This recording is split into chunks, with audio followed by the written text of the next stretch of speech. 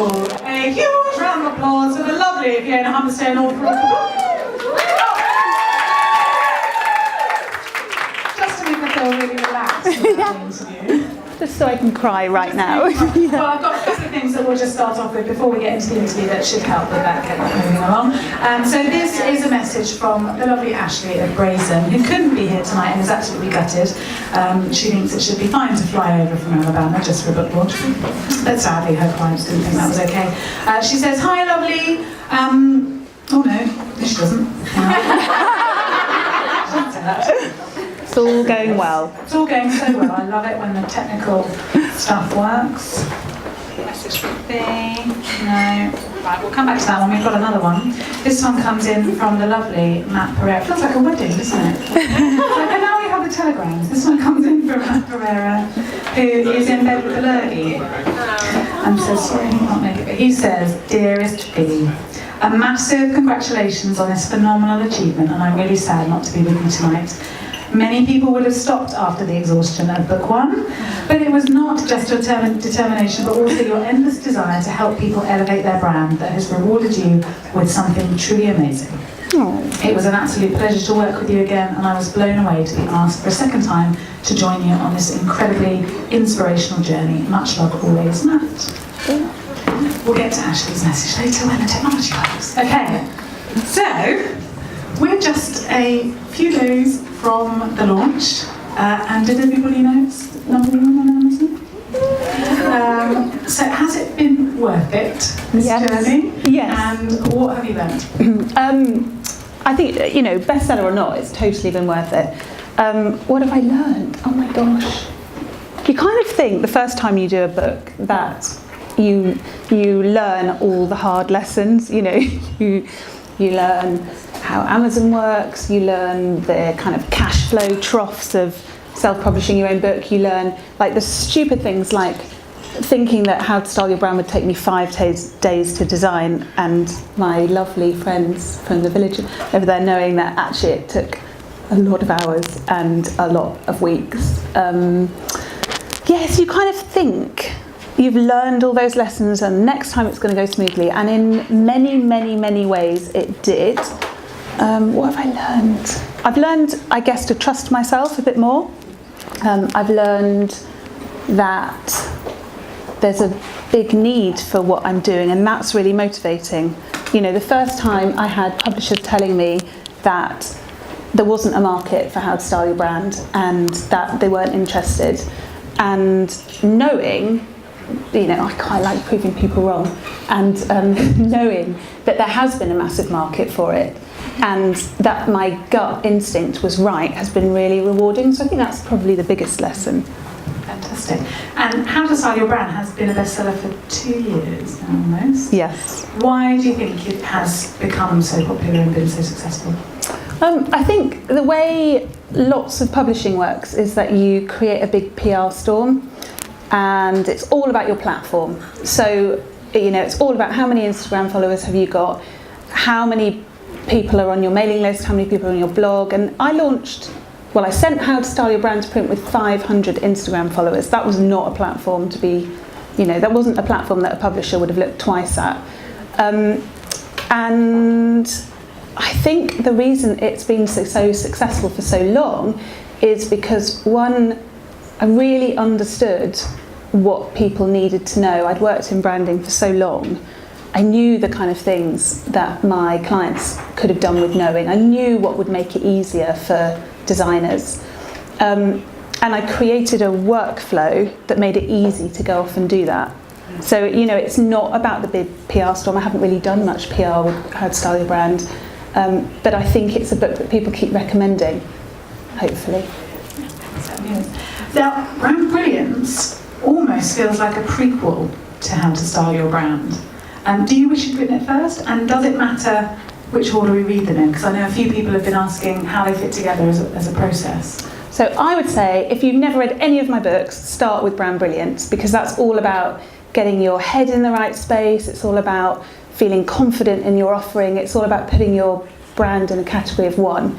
And then, once you know what you want to be known for, it's much, much, much easier to then style your brand. So Yeah, I mean, I guess, do I wish I'd written it first? I couldn't have written it first. How to Style Your Brand was the right book for me 2 years ago, and I think it's only the success of How to Style Your Brand and more to the point, listening to what people need next, that has meant that Brand Brilliance has come about.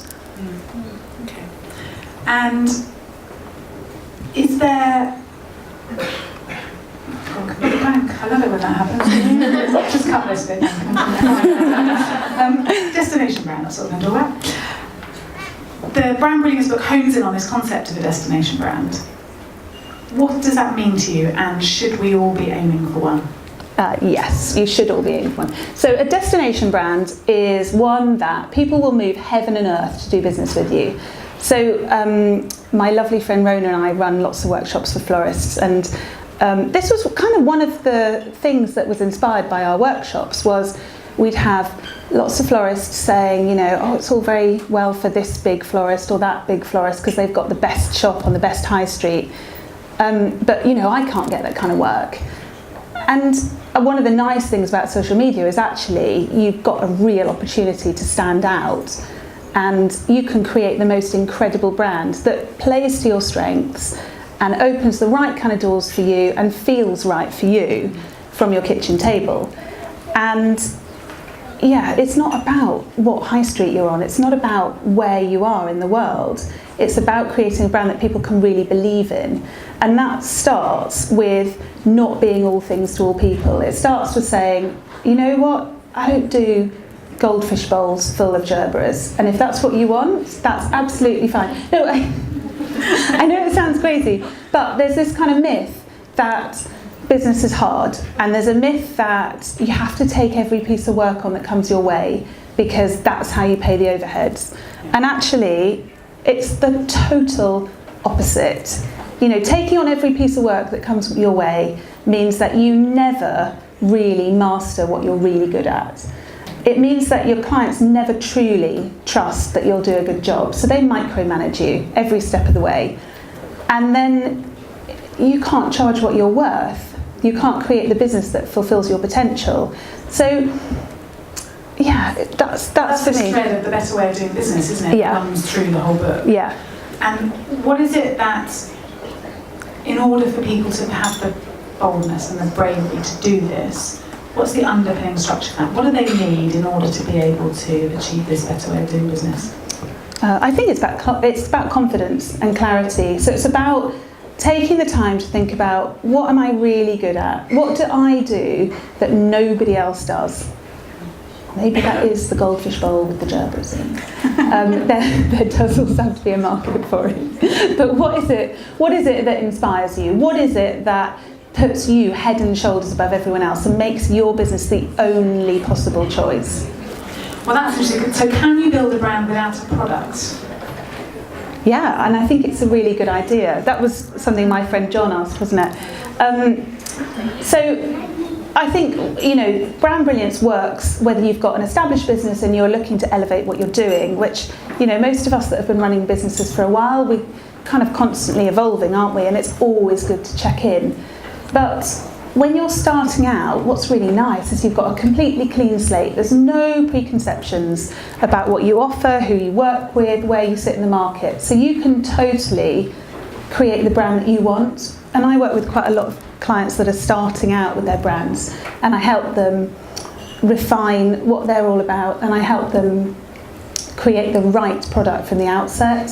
So actually, it's a really good thing to think before you even launch, what's my brand about, which products fit into this, and which actually need to be shelved. So thinking about how the two books work together, what is it that Brand Brilliance does that How to Style Your Brand maybe doesn't do? Oh, goodness. So, How to Style Your Brand, it helps you style your brand. It does exactly what it sets out to do. It walks you through that process of how do you make smart choices about the kind of colours, fonts, patterns, type that's going to best reflect the message that you want to send out. And that works really well if you're really confident in what your offering is. But actually, I think for most of us, we want to step back a level and think about, well, actually, what's the potential here? Because this isn't just about sort of packaging up what we do. It's about thinking deeper and harder and challenging ourselves a bit more.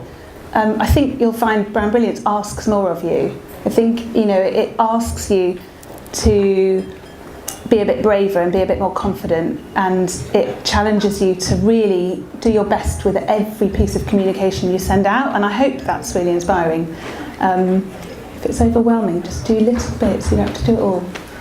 Well, because you've been on quite a massive journey in the last 18 months, and when you look at, I mean, How to Style Your Brand was amazing and beautiful, and you look at Brand Brilliance and it's amazing and beautiful at a whole other level, and you've elevated your brand proposition and changed the face of the brand stylists, you know, subtly but elegantly and continually over that time. And we had a question from Jodie, actually, Jodie's still here. What time frame would you allow with transitions from your old clients to attracting, but more importantly, booking the new ideal clients? So when people are wanting to elevate their brand and transition maybe away from some of those clients they don't know we're working with, what time frame do they allow? Because you've done it at a stellar pace. Yeah.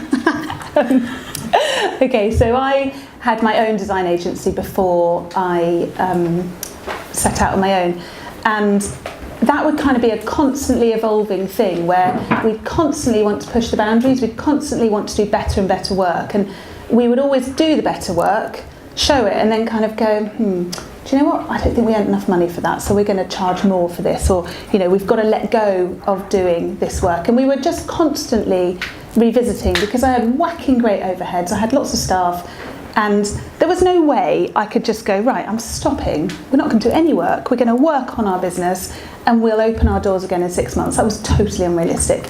I think Jodie's a florist, and one of the nice things about if you're a wedding florist is often the bulk of your work comes over the summer. So, you know, she's probably booked up for the summer, she's possibly booked up for a lot of next year as well, but you know, it's a good thing to say, right, I'm going to get everything in place so that for 2018 I'm only doing the work I want. So is it a year's transition for most of us? I don't think you can put a time on it. I really don't. I think it's about what works well for you in your unique situation with your overheads, your time, your resources, all of those things. And if you want to elevate, where do you start? I think you start with my brand clarity workbook. No, you've got to start with thinking about what makes you brilliant. What is it that sets you apart from everyone else? What is it that you do really well? What is it that you do because people ask you to, but you really don't get a good feeling about? I think that's one of the most powerful things. You know, lots of us do stuff that we do because we're asked to. And there'll always be someone to take that work, and you have got enough of a business if you just focus on the stuff that you're really good at. In fact, you've got a much better business if you do that. Awesome, thank you. Another really question from Rachel Walker at the Fold Line. I particularly like this question. Does Fiona have a mentor, or does she get business advice from friends or people in the creative industry in general? So I have lots of lovely friends, lots of which are here tonight, who are amazing kind of informal / unpaid mentors. And I would like to think it worked both ways. But yes, Elizabeth likes the question because for the last 6 months she has been my mentor. So she's mentored me through Brand Brilliance, and she's the reason that I'm not totally broken. She's the reason that I'm really proud of the book I've created. And you know, when I put out How to Style Your Brand, I felt like I just didn't know how it was going to go down. I felt like I'd done my best, but I really didn't know. You know, it was so new and it was so different, and no one had ever done anything like it before, and it was really quite terrifying. And one of the really lovely things about Brand Brilliance was I felt like, obviously I'd like some 5-star reviews, but it doesn't really matter what people say about it, because I know I've done the very best job that I can with where I'm at today. And I think that's all you can ask. So Elizabeth has been an amazing mentor for that. What is it that's enabled you to stay creative, to be bold, and to I mean, the edge that you work on, the comfort zone that you stretch yourself to, what is it that supports you in doing that? You know, mentors and friends aside, what is it that enables you to keep pushing that edge? Well, my lovely husband and my kids, who, you know, they definitely inspire me, and they also ensure that most of the time I don't, you know, I've got a really limited amount of time, and I think that is one of the biggest strengths that I have, is I can't say yes to everything. I only do projects that really challenge me and that I know I can deliver unique value on. I am really inspired by the stuff I do, and I guess, you know, like, you might be surprised to know, if you're into colour psychology, that I have quite an autumnal personality. So I'm constantly wanting to learn new things, to push my boundaries, and that, yeah. Well, that interesting brings me on to a question that Rona was asking me earlier.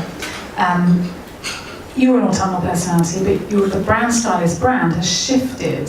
It still incorporates a lot of that, but it's shifted a lot more towards winter and winter, spring, yeah. Spring. So does their brand have to be the same as their brand personality of themselves as an individual? How important is it that they distinguish themselves from their brand? So I think this is where people quite often, when you're getting kind of caught up in colour psychology and you're stressing out about what season your brand is, and people often have a bit of a slip of the tongue and they say, you know, I don't know what season I am. And it's not about you, it's about your business. So my own personality is autumn, spring. The autumn side of what I do is totally irrelevant to the brand stylist.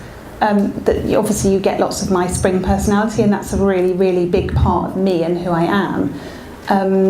But yeah, the winter thing didn't sit so well with me personally for a very, very long time. But it's about my brand and where I sit in the market and what I bring and all the experience I bring. And it feels right. So no, Rona, you do not have to be, but you can be. You can be if you want to, but you don't have to be. Yeah, brilliant. So just looking forward to what's coming up, what can we expect from the brand stylist this year? Well, I have the retreat next week, which will be amazing. So that's in Mallorca. Can't wait. I'm already planning next year. Yeah, don't panic, those of you who haven't been able to book. We're doing it next year. Yes. So my plan is to get the first online colour psychology course out before the summer holidays, is what I really hope. Yeah, it needs to happen. So that is my plan. And then a few more. I'm going to take a bit of a break from consulting and just focus on more content and listen to you guys to see what the next book is going to be. Fantastic. Before we wrap up, does anybody have anything else they'd like to ask the lovely Fee? Is your book only available on Amazon, or can we walk into Waterstones and get it? Oh my goodness. I hope you can walk into Waterstones to get it.